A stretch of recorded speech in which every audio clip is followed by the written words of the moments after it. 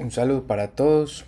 Me place presentarles este tema que si bien no lo percibimos tan frecuente, cualquier médico pudiera enfrentarse en algún momento a un paciente con un dedo o varios dedos azules y vale la pena no subestimar esta condición y no simplemente limitarse a remitir al reumatólogo, al dermatólogo, al vascular, sino poder realizar un enfoque organizado que nos permite identificar las causas de esta entidad y poder ayudar a nuestros pacientes. Mi nombre es Juan Manuel Martínez Arango, soy residente de Medicina Interna de la Universidad Cooperativa de Colombia. Bueno, ¿y por qué entonces es importante enfocar adecuadamente un paciente con dedo azul? Y estas son unas de las razones, y es que pues su aparición suele ser aguda y preocupa muchísimo al paciente. Y esto es porque en muchas ocasiones pues es la manifestación de alguna enfermedad subyacente y entre las cuales se encuentran causas graves y potencialmente algunas letales, y vale la pena identificar correctamente la causa pues para poder enfocar un manejo adecuado, y vale la pena pues indagar sobre diferentes características clínicas que nos pueden llevar a través del dedo azul a encontrar enfermedades sistémicas. Entonces para esto requerimos un enfoque organizado y sistemático que nos permita descartar las causas más graves e identificar las causas por lo menos más comunes para iniciar su manejo. Entonces, ¿qué vamos a hacer con un paciente que se presente a nuestro servicio con un dedo azul? Y es difícil porque pues este paciente puede presentarse con este dedo azul, pero este dedo azul no es lo mismo que este dedo azul ni lo mismo que este otro dedo que podríamos llamar dedo azul. Entonces vamos a ver que no es tan fácil debido a que nos enfrentamos a múltiples causas y diagnósticos diferenciales de un paciente con el dedo azul.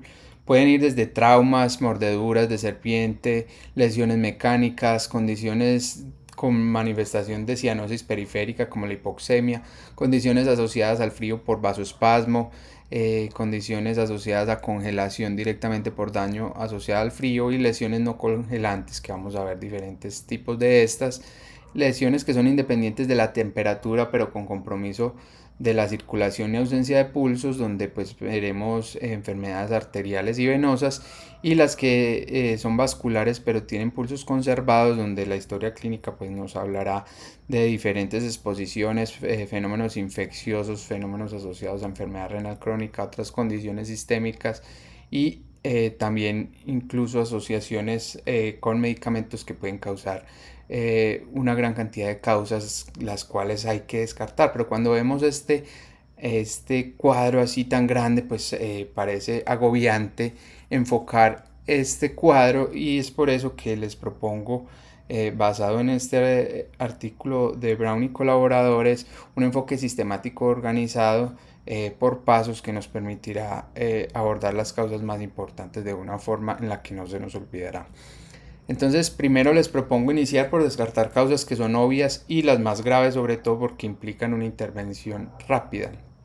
Entre las causas obvias estarán pues, la historia de trauma, un paciente que haya manifestado que se golpeó o que tiene historia de sangrado, pues algoritmo termina aquí, dado que el manejo pues será el manejo de la lesión determinada, pero también debemos sospechar mordeduras venenosas, y el manejo pues de estas, bien sea por serpiente o araña, será dependiente pues de este accidente. También en pacientes críticos con cianosis en mucosas debemos descartar hipoxemia y también metahemoglobinemia. Estos pacientes pues deberán enfocarse en un cuidado crítico. Entonces, la mordedura de serpiente o araña, este dedo azul se puede manifestar por efecto tóxico en los tejidos que genera hemorragia y necrosis de esta área afectada, y estos tejidos pues van a tener esta manifestación local que puede verse como un dedo azul. Aquí tenemos una araña llamada Luxóceles que puede causar esta manifestación, y diferentes tipos de serpientes pueden generar esta manifestación también, pero existirá el relato del paciente y debemos tratarlo rápidamente con el antiveneno. También algunas causas de pacientes que manifiestan otras entidades que generarán hipoxemia, y esta se manifiesta con dedos azules, suele ser simétrica y en las cuatro extremidades es indolora, y estos pacientes pues encontraremos otros hallazgos frecuentemente al examen cardiopulmonar, y servirá a hacer una medición de gases arteriales. Cuando se sospeche esta causa, se debe enfocar rápidamente y transferir al nivel adecuado de atención para corregir la causa de esta hipoxemia. La metahemoglobinemia también es otra condición que debemos tener en cuenta. Recordemos que la metahemoglobina tiene mayor afinidad por el oxígeno y este se une fácilmente, pero no lo entrega con la misma facilidad a los tejidos, y es por esto que podemos encontrar en unos gases una presión arterial de oxígeno normal, pero con una sangre que puede ser de color chocolate o azul marrón. Esta se puede dar por exposición a agentes que son oxidantes como la anilina, la benzocaína, los nitritos, nitratos, la dapsona, el piridio y el naftaleno, y pues el diagnóstico podrá hacerse con medición del porcentaje de methemoglobina mediante una cooximetría. El tratamiento es fundamental suspender el agente responsable y administrar azul de metileno 1 a 2 miligramos kilogramo intravenoso durante 5 minutos. Vean que estos pacientes se manifiestan, como vemos en la imagen, con una coloración violácea de toda la extremidad, y debemos pues sospecharlo por la exposición. Después de descartar estas causas obvias y graves, debemos preguntarnos y preguntarle primero a nuestro paciente si la condición se asocia o se desencadena por el frío. Y si esto no es así, pues pasaremos a nuestro siguiente nivel del algoritmo, que son las que son independientes de temperatura, que las veremos más adelante. Pero si es así, entonces debemos preguntarle, bueno, después de que se expone al frío y ya cuando se termina pues este estímulo y mejora la temperatura, este retorna a su estado basal, o es un paciente que tiene cianosis de base, pero el frío lo que hace es empeorarlo, o básicamente es el mismo frío el que está generando un daño directo sobre esta lesión. Entonces veremos que entre las que empeoran con el frío pero retornan a su estado basal están las condiciones que generan fenómeno de Raynaud, que puede ser un fenómeno primario o secundario, como veremos más adelante. También cuando el paciente refiera a alodinia debe considerarse la entidad de distrofia simpática refleja. Si el paciente tiene cianosis de base, pero esta empeora con el frío y no suele ser transitoria, sino que puede permanecer por más tiempo cuando ya cese el estímulo, debemos pensar en una acrocianosis, que también puede ser por un fenómeno primario o por condiciones secundarias. Y la lesión directa mediada por el frío será una lesión por congelamiento o frostbite, o una lesión no congelante donde tendremos algunas que son por necrosis o púrpura retiforme, o las que no son por necrosis o púrpura retiforme. Dentro de las púrpuras retiformes tenemos las mediadas por crioglobulinas, y dentro de las no necróticas ni con púrpura retiforme tenemos la perniosis, el sabañón o lupus Chaiblain. En las medidas por crioglobulinas es importante descartar la infección por el virus de hepatitis C y confirmar con laboratorio y electroforesis, y en estas que como el lupus Chaiblain y la perniosis se debe confirmar por biopsia. Vamos a ver entonces algunos de estos, los más rescatables. Tenemos el fenómeno de Raynaud, considerado un vasoespasmo de las arterias digitales, que producen característicamente estas tres etapas o tres cambios en estas fases. En ocasiones no se presentan las tres, pero cuando hablamos de un fenómeno de Raynaud completo deberían presentarse las tres. Tenemos la palidez, que se manifiesta con un color blanco, que nos está hablando de un fenómeno de isquemia, la cianosis, que se manifiesta con un color púrpura, y también nos está hablando pues de un fenómeno de hipoxemia, y el rojo, que nos habla de reperfusión, que se verá como un eritema, y lo veremos en estas tres fases. Vemos que esto responde en ocasiones a fenómenos secundarios, pero también puede darse de forma primaria o idiopática, cuando se considera pues que es un fenómeno que es no complicado y se da en pacientes en los que se exponen al frío y se precipita este fenómeno. También puede darse por estrés emocional y suele ser simétrica, sin ulceraciones en individuos sanos. Estos tienen por definición velocidad de sedimentación normal, capilaroscopia normal y anticuerpos antinucleares negativos. Se ha descrito que los pacientes que hacen este fenómeno primario de todas maneras tienen un mayor riesgo de desarrollar enfermedades del tejido conectivo. También podemos reconocer estos fenómenos con el compromiso del pulgar. vemos que hay fenómenos de Raynaud secundarios a diferentes enfermedades, entre estas la esclerosis sistémica en más del 90%, el lupus eritematoso sistémico entre el 10 y 45% y el síndrome de Sjögren en 33%. También la dermatomiositis se ha descrito en un 20% y la artritis reumatoide en un 10 al 20%. El tratamiento de estas serán vasodilatadores, que suelen ser pues efectivos para este manejo, dentro de los cuales pues se han utilizado bloqueadores del canales de calcio o por ejemplo el Bosentan también ha sido de gran utilidad. Por otro lado tenemos el fenómeno de crocianosis, que recordemos que la diferencia con el fenómeno de Raynaud es que no regresa a la línea de base luego pues de estos episodios. Este se da por un vasoespasmo y el frío exacerba una cianosis que podría estar ya previamente, pero el recalentamiento de la extremidad no restaura la circulación. Cuando es un fenómeno primario es común en mujeres, sobre todo menores de 30 años, pero también es común verlo en asociación secundaria a diferentes entidades. En un 24% este puede ser asociado a un fenómeno paraneoplásico, especialmente en el linfoma de Hodgkin y en el cáncer de ovario. También podemos verlo en enfermedades metabólicas hereditarias como la enfermedad de Fabry heterozigótica y también en el síndrome antifosfolípido. En estos el fenómeno puede darse en compañía de urticaria, lívido reticularis, nódulos o ulceraciones o fenómenos purpúricos. Es frecuente también encontrarlo en otros contextos, pacientes en unidad de cuidados intensivos en los cuales se usa vasopresores, puede darse este vasoespasmo y manifestarse como una crocianosis secundaria. También se ha descrito en pacientes consumidores de drogas de abuso intravenoso con el síndrome que llamamos síndrome de Pufijano de mano hinchada. Se describen fenómenos hematológicos como las aglutininas frías, asociadas a medicamentos como imipramina, interferón alfa o anfotericina B-oxicolato. También pues los vasopresores, como ya habíamos mencionado, en enfermedades metabólicas como la aciduria etilmalónica y la fucosidosis, en fenómenos neurológicos como neuropatía del plexo braquial y la lesión de la médula espinal. También se describe asociado a condiciones psiquiátricas como la enfermedad de Asperger, la esquizofrenia, el retraso mental y algunos trastornos alimentarios. En este caso lo que está pasando es lo que vemos aquí, un fenómeno de vasoespasmo que puede permanecer incluso después de cesado el estímulo de la exposición al frío. Ahora, las lesiones que son mediadas directamente por el frío, en esta tenemos el frostbite o congelación, que ocurre cuando los tejidos son dañados por la exposición a temperaturas extremadamente bajas. Se habla de que este tiene diferentes etapas, una etapa de congelación y posteriormente de descongelación o recalentamiento, donde característicamente ocurre el dedo azul. Esto se debe sospechar en personas que tienen factores de riesgo, principalmente personas sin hogar o con poco abrigo, más frecuente en las ciudades donde existen estaciones, sobre todo pues en invierno.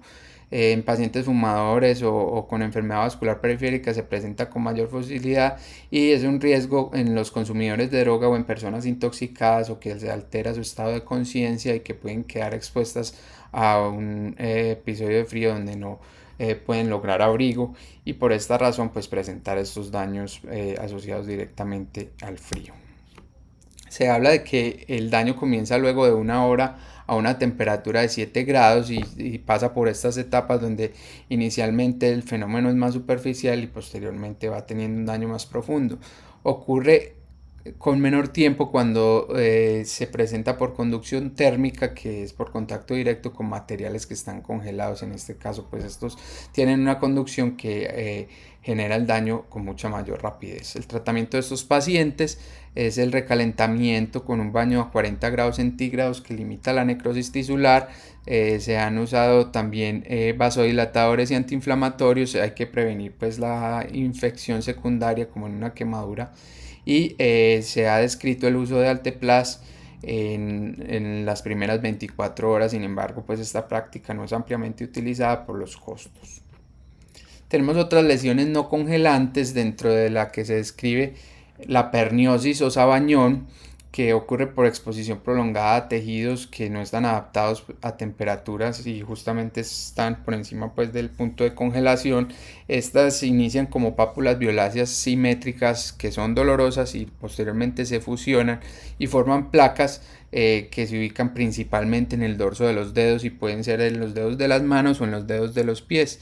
Su diagnóstico principal pues deberá confirmarse con biopsia para diferenciarlas de otras entidades que pueden parecerse mucho. La característica de la histopatología es un infiltrado profundo y papilar de las células T con un refuerzo pariecrino y edema dérmico con necrosis de queratinocitos. El tratamiento principalmente serán bloqueadores de canales de calcio y se dice pues que este reduce los infiltrados linfocíticos, previene nuevas lesiones y favorece pues la resolución de las existentes, y este ocurre con una resolución aproximadamente entre 1 a 3 semanas de forma usual. También tenemos un fenómeno muy parecido que es el lupus chilblain, que este pertenece a una de las manifestaciones de lupus cutáneo crónico.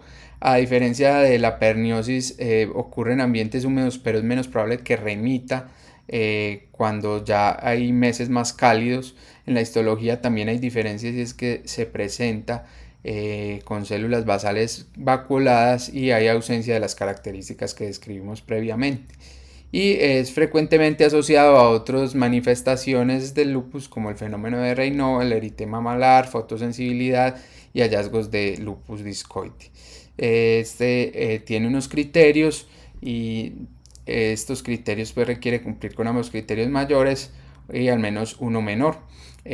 Son lesiones, los mayores son lesiones acrales inducidas por el frío y disminución de la temperatura. El otro mayor es que sean la histología que describimos, pues las lesiones cutáneas, y entre los criterios mayores debe ser coexistencia con lupus eritematoso sistémico o lesiones de lupus discoide, que responda al tratamiento para lupus y que sean resultados negativos para crioglobulinas y aglutininas frías. Aquí vemos la imagen, perdón, antes, que es muy parecida a la manifestación anterior y pues puede darse en un paciente con todas las manifestaciones de lupus. Por otro lado, tenemos trastornos criogénicos que generan vasoespasmos secundarios. Dentro de estos tenemos la crioglobulinemia. Recordemos que las crioglobulinas son anticuerpos de tipo inmunoglobulina que se precipitan con las temperaturas bajas, y esto puede ser reversible a temperaturas mayores. Al enfriarse, pues estas lo que hacen es la precipitación y la generación pues de estas reacciones. Sabemos que tienen reconocemos tres tipos de crioglobulinemias. La tipo 1 son inmunoglobulinas monoclonales, IgM o IgG, y la tipo 2 y tipo 3 son mixtas. Tenemos combinación de dos tipos de inmunoglobulinas y en uno de ellos pues se tiene factor reumatoide, que es la reacción pues de inmunoglobulina M contra inmunoglobulina G.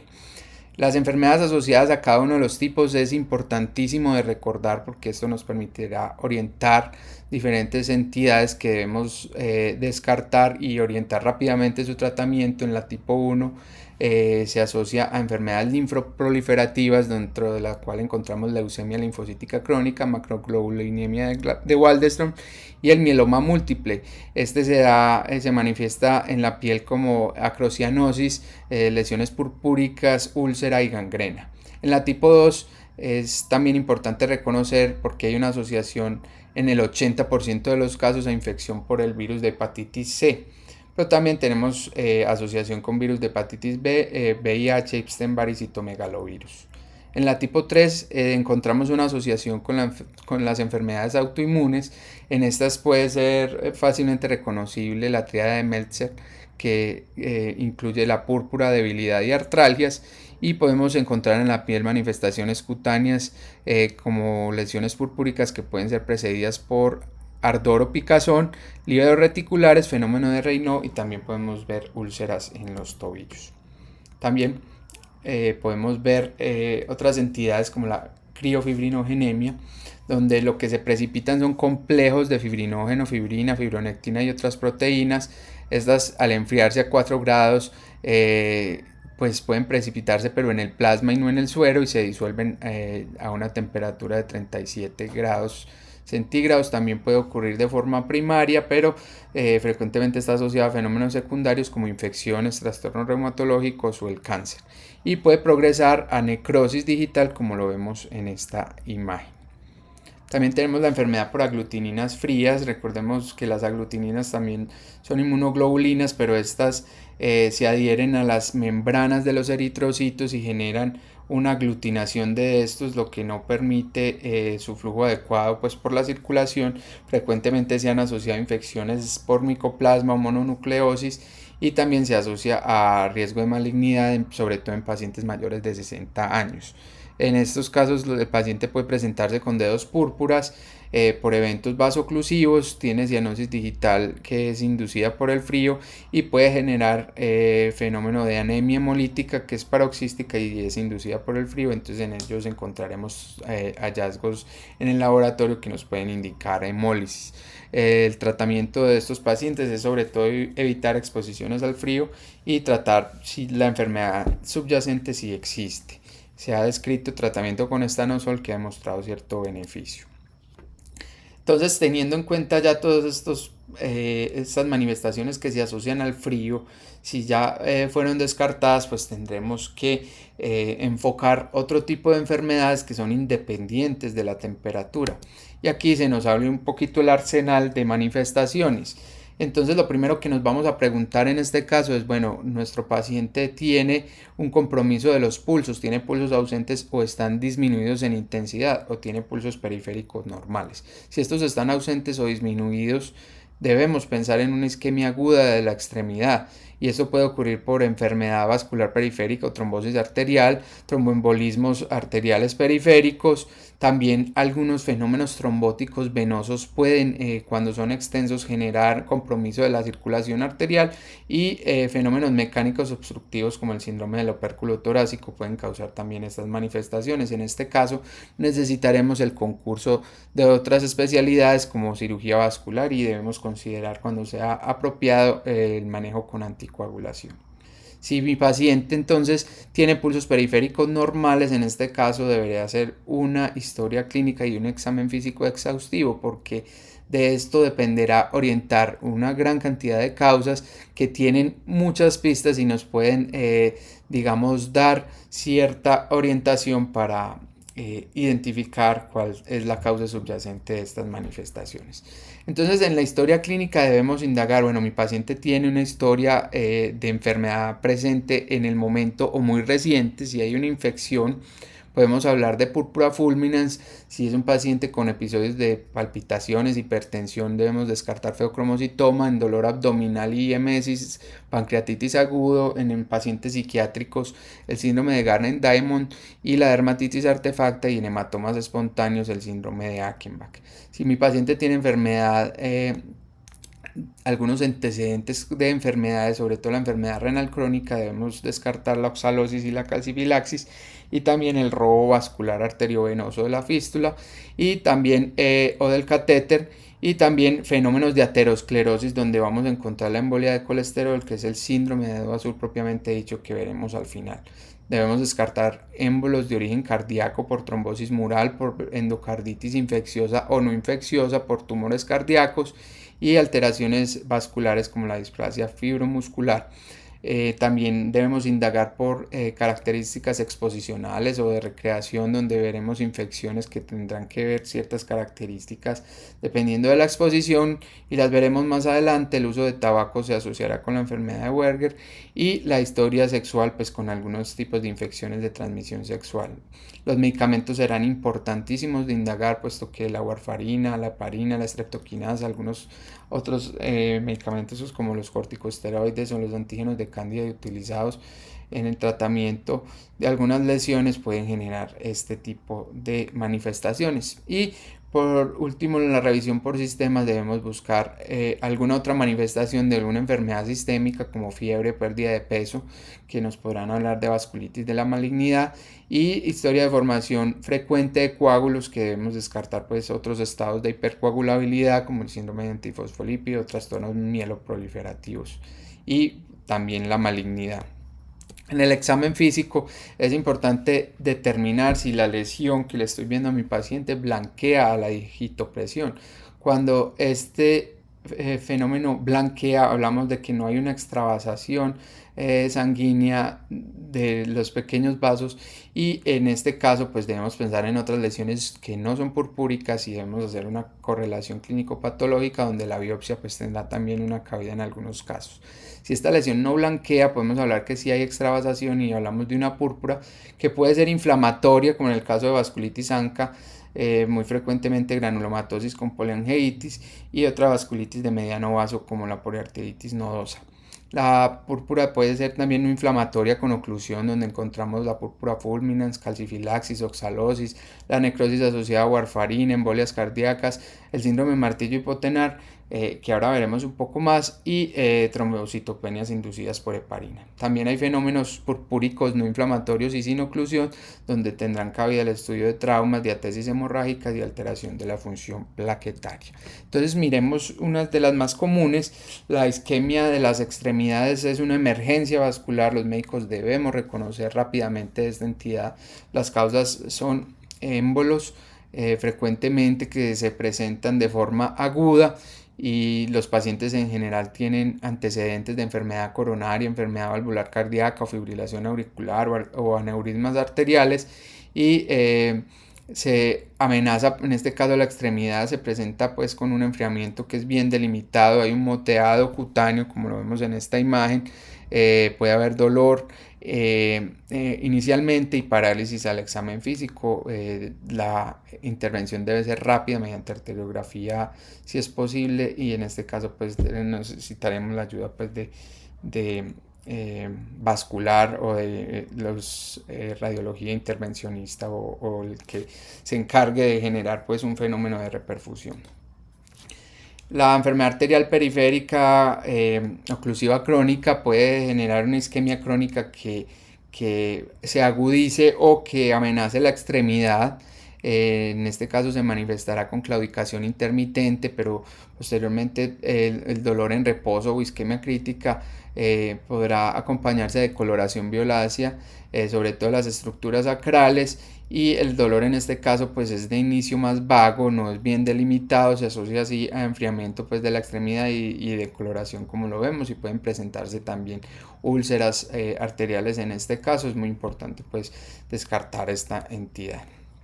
Y no debemos olvidar la trombosis venosa que genera isquemia. En este caso es una entidad llamada la flegmasia cerulea dolens, donde hay una oclusión que es muy extensa de las venas de una extremidad, y esta provoca isquemia tisular y un aumento muy importante de la presión hidrostática, que generará pues una reducción del flujo arterial, cianosis por acumulación de la sangre desaturada, y pues puede conllevar a una isquemia de la extremidad. Frecuentemente se presenta más en las piernas y sobre todo en la pierna izquierda.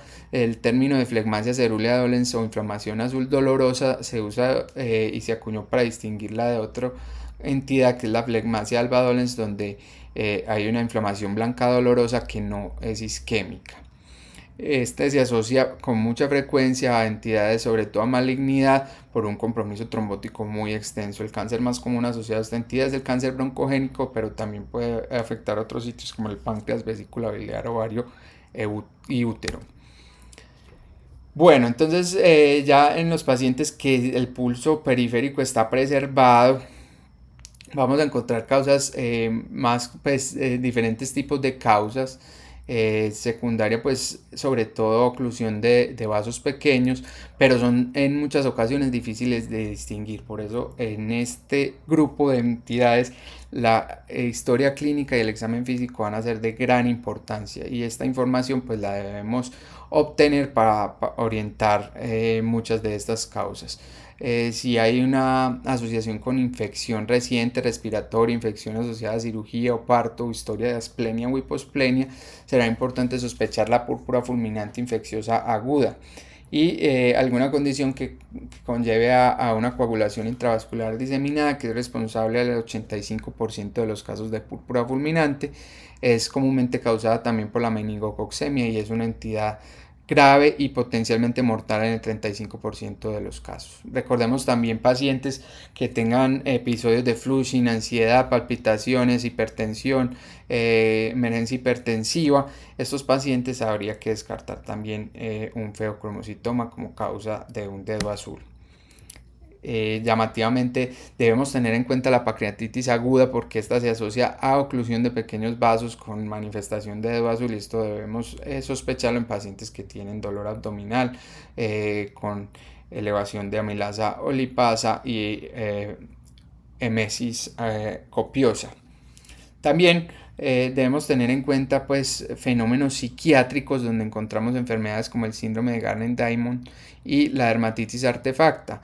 Esta enfermedad del síndrome de Gardner-Diamond es conocida también como la púrpura psicógena, donde el paciente puede presentar fenómenos de estrés emocional o asociados a condiciones psiquiátricas, donde se generan hematomas paroxísticos dolorosos y se asocian también a una sensibilización y también a fenómenos autoinmunes contra los eritrocitos y plaquetas que generan estos hematomas y una sensación de dolor y aparición pues de estas lesiones como las vemos acá, que pueden confundirse pues con alguna de las otras entidades, pero se asocian siempre a esta relación de temporal con un fenómeno emocional.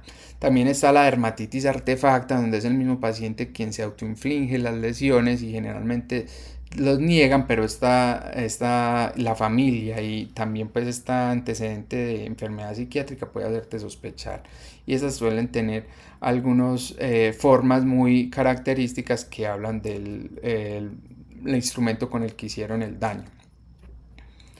También tenemos esta otra entidad llamada el síndrome de Achenbach. Es un hematoma, también llamado hematoma paroxístico del dedo. Esta es una condición benigna, no se asocia con otras anormalidades ni anormalidades pues en la coagulación. Aparecen súbitamente hematomas dolorosos con hinchazón y puede ser en uno o varios dedos, generalmente en la parte pues palmar y las falanges proximales y medias. Este se suele asociar inicialmente con hormigueo, picazón, y después aparecen los cambios de coloración en minutos u horas, y también remite espontáneamente y se beneficia pues de una compresión, de una presión local, y pues se soluciona en pocos días. Esta pues es, como dijimos, es una entidad benigna, su etiología pues se desconoce, pero se sugiere que hay una modificación de proteínas de fase aguda y de la cascada de la coagulación y el complemento que favorece estos fenómenos en estos pacientes. También en pacientes con antecedente de enfermedad renal crónica o en enfermedad renal terminal debemos considerar estas entidades. La oxalosis primaria o sistémica se ocurre por sobreproducción de oxalato. Este puede ser por deficiencia enzimática o alguna alteración de la excreción pues, de este oxalato, que lleva a formación de cristales, y estos cristales pues se depositan en diferentes tejidos. Se asocia, como dijimos, a enfermedad renal crónica, urolitiasis y a las lesiones pues, cutáneas, que no solamente son en las, pues, en las manos y pies. También en este caso la diferenciación es histológica y se pueden observar depósitos de oxalato, que son cristales como de color amarillo marrón y que son birrefringentes. También tenemos en los enfermos renal crónicos, especialmente en los enfermos renales crónicos terminales en diálisis peritoneal o hemodiálisis, frecuentemente este fenómeno de calcifilaxia, donde se generan lesiones isquémicas que son provocadas por calcificación de los vasos y una posterior fibrosis pues, de la íntima del vaso, que causa estrechamiento y oclusión vascular. Se asocia también a otras entidades como el cáncer, la hepatitis autoinmune, la enfermedad inflamatoria intestinal, artritis reumatoide y lupus, y enfermedad hepática alcohólica e hiperparatiroidismo primario. Vemos en este caso lesiones que suelen ser más distales y pueden ocurrir pues, necrosis con alteración pues, de la parte más distal de los dedos. Como habíamos mencionado previamente, los medicamentos serán importantísimos de evaluar La warfarina es uno de ellos, se asocia con embolización de colesterol y necrosis cutánea, sobre todo en pacientes que tienen alguna susceptibilidad, como los que tienen deficiencia de proteína C. Este ocurre con una relación temporal usualmente en pocos días después del tratamiento. Los fenómenos también se pueden asociar a trombolíticos, en este caso la streptokinasa o algunos otros trombolíticos que se pueden asociar pues, a dos púrpuras, y puede pasar en ocasiones porque hay un trombo ocluyendo una placa ateromatosa, generalmente aórtica, que al desaparecerse por la trombolisis puede digamos generar un fenómeno embólico subyacente. Los corticosteroides también pueden precipitar isquemia digital, sobre todo en pacientes con vasculitis o anticuerpos antifosfolípidos, y debemos tener en cuenta las heparinas, que pueden producir trombocitopenia inducida por heparina, que a pesar de que hay trombocitopenia se asocia a fenómenos trombóticos y fenómenos de isquemia digital aguda. El antígenos de cándida se usa pues sobre todo para el tratamiento de verrugas y se ha asociado con dedos dolorosos y púrpuras por una reacción de hipersensibilidad. Estos pues son unos muy frecuentemente asociados. Debemos indagar por historia ocupacional y recreacional. En fenómenos exposicionales está el uso de piscinas o acuarios. Este se asocia a infección por Mycobacterium marinum en 75% de los casos, o en el caso de exposición a agua de mar o agua salada, el Vibrio vulnificus, que puede generar lesiones muy parecidas a las que vemos acá en la imagen. También exposición a peces, aves o cerdos en pescadores carniceros o amas de casa. Está la infección por Erysipelotrix russipitae, que puede causar también una lesión similar. También tenemos exposición por trauma repetido. Acá tenemos el síndrome del martillo hipotenar, donde hay una lesión de la arteria cubital. Precisamente por estos traumas repetidos se ven pacientes que golpean estructuras siempre con la mano en la región hipotenar, o pacientes que usan estos martillos hidráulicos. Se asocia a cianosis y dolor, como vemos en la imagen, son cianosis distal. Y sobre todo en los dedos mediales pues, y esto ocurre por trombosis de la arteria cubital. Hay otras infecciones o exposiciones, en este caso el panadizo herpético en trabajadores pues, de la salud o parejas que tienen herpes genital, y también la asociación a característicamente este dedo de foca que genera esta lesión que vemos en la imagen, y se asocia pues a micoplasma en trabajadores pues de zoológicos expuestos a foca. Este es el llamado pues Silfinger, no es tan común encontrarlo. También la sífilis secundaria en exposiciones sexuales podría generar lesiones parecidas también y con dedo azul. Por otro lado, el consumo de tabaco es importantísimo indagar, genera frecuentemente esta condición que es la tromboangeitis obliterante o enfermedad de Wenger. Esta es una enfermedad inflamatoria no aterosclerótica, afecta principalmente arterias y venas de pequeño calibre y medianas de las extremidades, y se ve una inflamación segmentaria y oclusiva de los vasos sanguíneos que lleva a trombosis, y esta se recanaliza pues los vasos afectados, entonces se ven diferentes lesiones en la extremidad como vemos en esta imagen. Este se debe sospechar en hombres jóvenes sobre todo y fumadores, y el sine qua non es la exposición al tabaco, que es obligatoria en estos pacientes. Los síntomas pueden ser claudicación, dolor, la manifestación con estas úlceras y gangrenas. Es una enfermedad pues, de exclusión, se deben excluir también otras enfermedades, dentro de las cuales pues, hemos mencionado varias de ellas. También debemos ser muy acuciosos con las manifestaciones de otras enfermedades sistémicas, especialmente con síntomas sistémicos o constitucionales, fiebre, pérdida de peso o presentaciones como artralgias. Considerar siempre vasculitis primarias o secundarias. En este caso, pues la granulomatosis con poliangitis no es tan frecuente, pero puede presentar isquemia digital asociada a hallazgos pues, en membranas mucosas y a la positividad pues, de los anticuerpos ANCA. También podemos ver en vasculitis como la poliarteritis nodosa, donde generalmente hay nódulos en extremidades inferiores, y puede presentarse además un fenómeno de livedo reticularis con lesiones parecidas pues, a esta del dedo azul.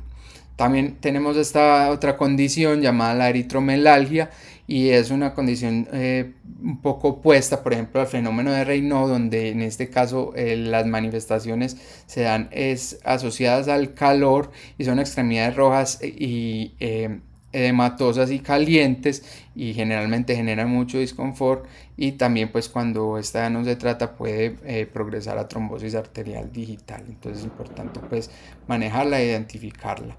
La sarcoidosis también se debe sospechar en pacientes con tos seca y dolor ocular crónico, y el síndrome antifosfolípido se debe pues buscar y descartar activamente con los anticuerpos pues específicos, y sobre todo en pacientes que tienen además lívidos reticulares, úlceras, gangrenas digitales y púrpura pues con equimosis múltiples. También fenómenos embólicos son importantes de descartar, que sean principalmente cardíacos o de la aorta. En la aorta se da este fenómeno que pues es maligno y es raro, pero es el angiosarcoma de aorta. Miremos en la imagen cómo este tumor puede generar émbolos con cianosis y gangrena, porque se despegan ciertas partes del tumor que llegan a la vasculatura pues distal. En los mixomas, que son uno de los tumores pues, cardíacos más comunes, son muy frecuentes en la aurícula izquierda. También pues, pueden generar fenómenos embólicos a cerebro, pero en las extremidades son 30 a 40%. Los síntomas se pueden acompañar de otros síntomas como disnea, fatiga, lesiones cutáneas y también petequias y acrocianosis.